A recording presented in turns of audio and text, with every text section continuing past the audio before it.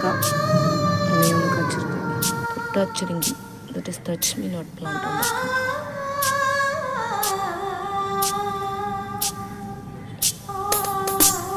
அந்த பக்கத்து வீட்டு மாதிரி நிறைய முட்டு வச்சிருக்கோம். என் வீட்டு தோட்டத்தில் பூவெல்லாம் கேட்டுப்பார், என் வீட்டு ஜன்னல் கம்பி எல்லாமே கேட்டுப்பார், என் வீட்டு தென்னங்கீற்றை இப்போதே கேட்டு